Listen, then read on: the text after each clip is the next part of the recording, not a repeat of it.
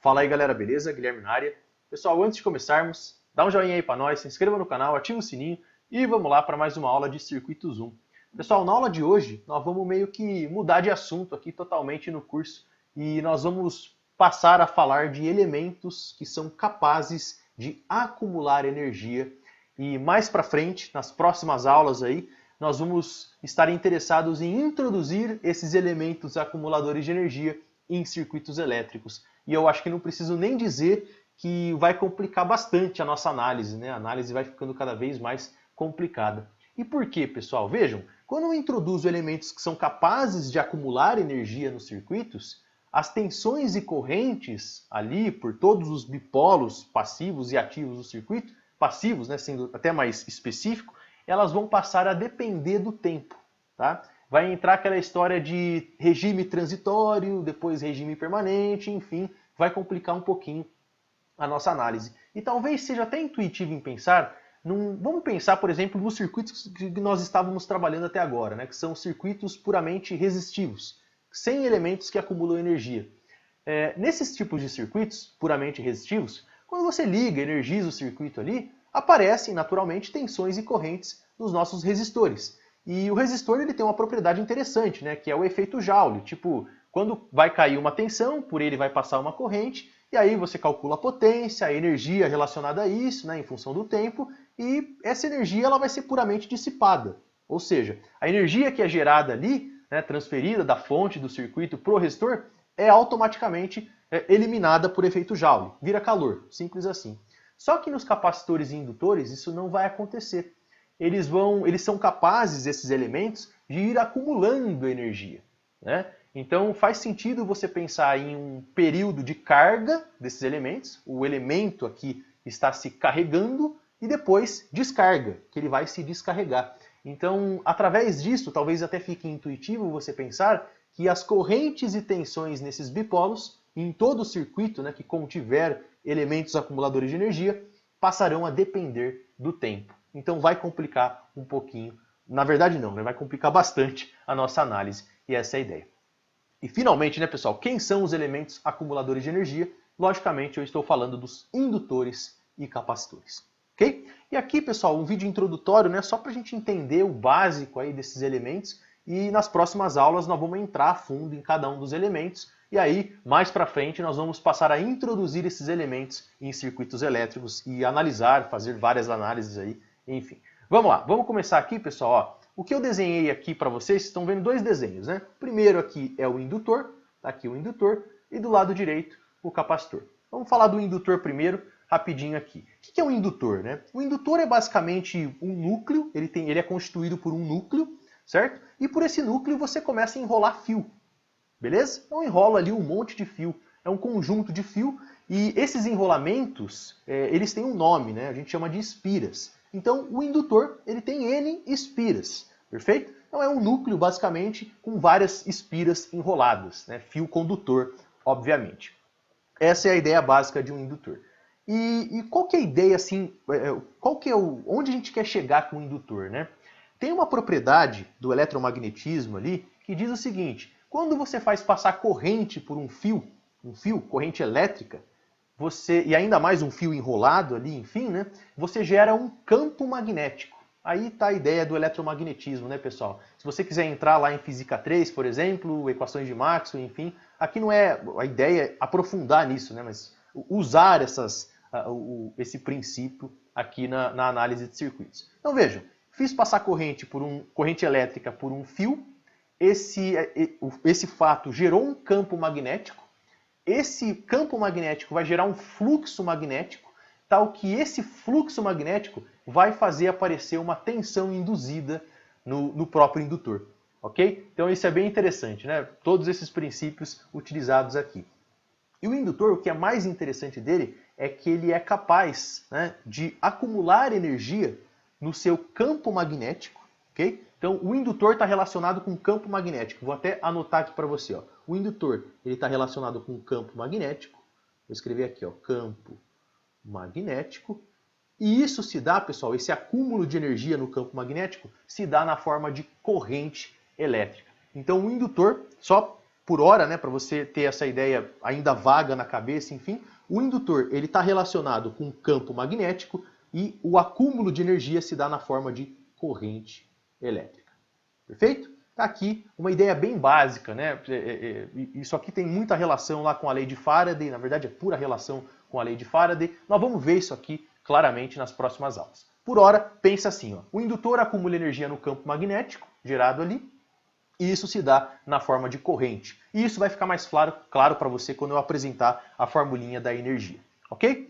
Beleza, pessoal, indutor aqui por hora acho que está bem razoável. Vamos para o capacitor. O que é um capacitor, né? Falando aí meio que um passo a passo do que é o capacitor.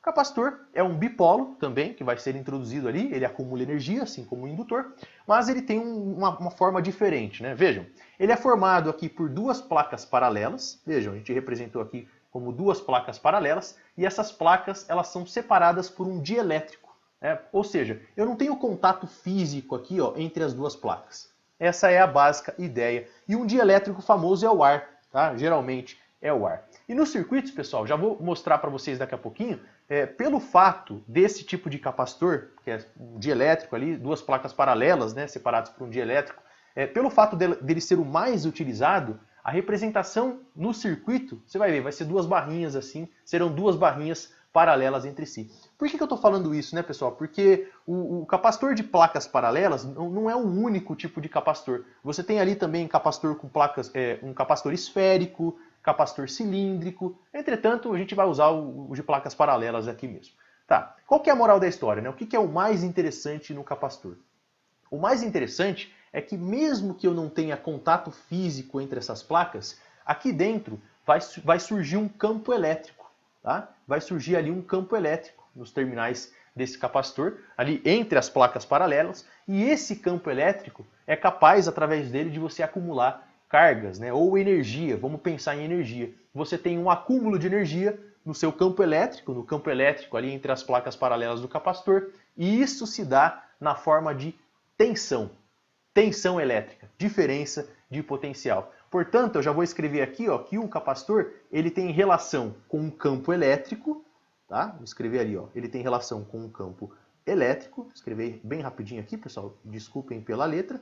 E isso se dá na forma de tensão elétrica. Tensão elétrica. E eu acho que você já percebeu que esses dois elementos aqui, capacitor e indutor, um é o dual do outro, né?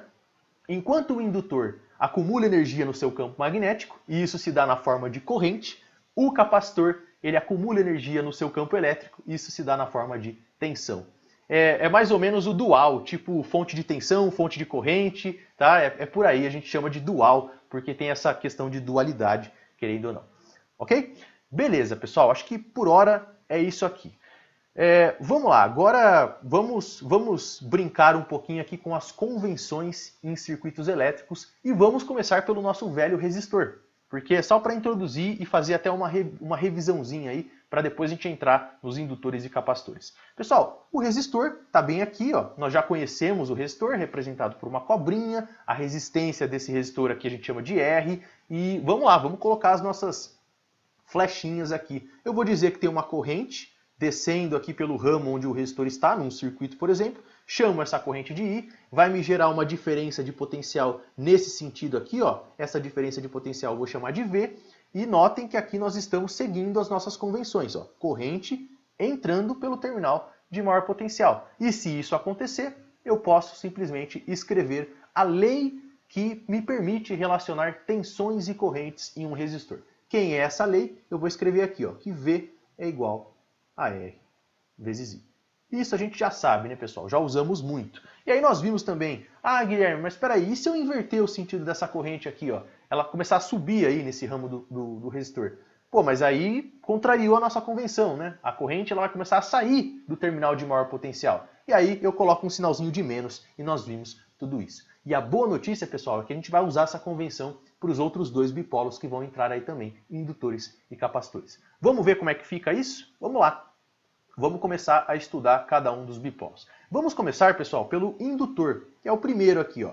Como é que a gente representa um indutor num circuito? O indutor, ele é representado por esse conjunto de bobininhas, espiraizinhas assim. Tem uma outra representação que é bem comum também, pessoal, que é essa aqui, ó. No lugar disso que eu estou marcando aí para você, né, esse conjunto, tipo uma espiral de caderno, vamos assim dizer, um solenoide aí, enfim, costuma se representar em livros assim também, ó. Tá? Fica mais bonitinho, ó. Um indutorzinho dessa forma. Vamos entender como é que ele funciona, né?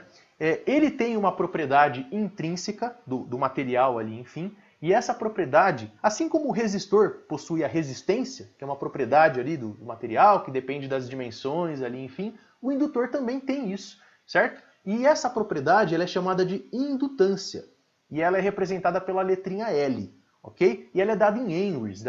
Nas próximas aulas a gente vai ver claramente quais são as unidades, né? Tudo isso vai ficar mais claro. Mas basicamente é uma propriedade que está relacionada ali com o fluxo magnético, com o campo magnético, né? Com a tensão induzida, enfim. Não necessariamente com a tensão induzida, mas é mais com o campo magnético e com o fluxo magnético, com a corrente elétrica, enfim. Nas próximas aulas eu vou falar a respeito dela. Mas a rigor, isso aqui é uma curiosidade, né? Entra como curiosidade para você. A rigor, pessoal, essa indutância aqui do indutor, ela é denominada como autoindutância. E por que esse nome autoindutância? Pelo seguinte, ó, quando você faz passar corrente elétrica nos terminais de um indutor, entra uma corrente elétrica ali no indutor, gera-se um campo magnético, que é um dos princípios do eletromagnetismo. Esse campo magnético vai gerar um fluxo magnético, e esse fluxo magnético vai gerar uma tensão induzida, vai induzir uma tensão nos terminais do próprio indutor. Ou seja, é tipo ele nele mesmo, entende? Então é por isso que a gente chama isso aqui de autoindutância, que é o termo a rigor aí que deveria ser utilizado. No entanto, a gente vai chamar de indutância mesmo, a propriedade do indutor ali, e tá tudo certo. Beleza? Essa é a ideia, pessoal. Agora sim, vamos representar as tensões e correntes nesse nosso novo dispositivo que nós acabamos de falar. Ó. Eu vou dizer que eu tenho uma corrente I descendo aqui, só que aqui, vejam só, no indutor e no capacitor, elementos que acumulam energia, lembra daquela história de carga e descarga, acumulando energia ou se descarregando, enfim? Aqui as correntes e tensões, elas vão passar a depender do tempo. São expressões temporais, tá? O que vai complicar um pouquinho ou bastante a nossa análise. Então eu vou escrever essa corrente aqui, pessoal. Eu costumo representar da seguinte forma. É uma corrente I, eu coloco um índice L aqui, ó, índice L em função do tempo. IL de T. Perfeito? Legal. E a tensão? A tensão é a mesma coisa, ó, seguindo a nossa convenção. Corrente entrando pelo terminal de maior potencial, vou colocar aqui a flechinha azul, velha flechinha azul, e essa tensão eu vou chamar de simplesmente VL de T. Beleza, ó. VL de T e IL de T. E agora sim, quem que é a expressão matemática que me permite relacionar tensões e correntes em um indutor? É essa expressão aqui e eu vou passar isso, fiquem tranquilos nas próximas aulas. Vamos lá. Só por hora vamos jogar esse resultado aqui, pessoal. A relação matemática que me permite ali, né? A expressão matemática que me permite relacionar tensões e correntes no indutor é essa aqui, ó. Eu tenho aqui a tensão no indutor, VL de T, vai anotando aí comigo. VL de T é dada por L, que é a indutância, L vezes a derivada da corrente, TIL de T, dt. Essa é a expressão matemática que relaciona tensões e correntes em um indutor. E para falar, né, quando você vai falar, geralmente a gente fala assim, né, não tem muito jeito. Ó. Eu costumo falar, né, que a tensão no indutor é L vezes a derivada da corrente. V é igual a L di dt. No indutor, V é igual a L di dt. Então como é que se fala isso, né, pessoal? Vamos puxar uma flechinha assim, ó. A gente fala da seguinte forma, vou escrever em verde ali para você, ó, que no indutor, V é igual a L di dt. Simples assim. E a gente nem costuma representar o tempo também, ó. Note que nesse tipo de expressão eu meio que sumi com a dependência do tempo, da tensão e da corrente. É uma forma mais interessante, né, para não ficar escrevendo V de T, I de T toda hora, é meio chato. Então no indutor a gente costuma falar dessa forma aqui, ó. V é igual a L di dt. Perfeito? Legal. Vamos para o capacitor agora, né, pessoal? O capacitor ele é bem parecido aqui, essa ideia do capacitor. Vamos lá, como é que a gente representa esse capacitor em circuitos? Ele é representado por um conjunto de plaquinhas paralelas, eu acho que você já percebeu isso. As plaquinhas elas têm o mesmo tamanho, enfim. Tem outras representações também que você vê ali, mas essa aqui é a mais comum. Tá? E assim como o indutor e o resistor, ele tem uma propriedade intrínseca ali do material. E essa propriedade aqui, ó, ela é denominada capacitância, que está relacionada com a capacidade do capacitor de acumular cargas. É isso que está acontecendo. Essa é a representação do capacitor. Ele acumula energia no campo elétrico, toda aquela história que eu já argumentei aqui com você. Vamos colocar as convenções aqui, pessoal. Vamos lá, ó. Eu coloco novamente a corrente, depende do tempo essa corrente, e aqui para diferenciar do indutor, eu vou chamar essa corrente de IC, I índice C, em função do tempo, IC de T. Fica assim. E da mesma forma, ó, seguindo a convenção de bipolo passivo, corrente entrando pelo terminal de maior potencial, e aqui eu tenho o VC de T. Beleza, perfeito. Agora, vamos lá. Quem que é a expressão que me permite relacionar tensões e correntes em um capacitor? É essa aqui, pessoal. Eu tenho que num capacitor, a corrente no capacitor, IC de T, ela é dada pela capacitância vezes a derivada da tensão, VC de T, dt. Essa é a expressão matemática que relaciona tensões e correntes num capacitor.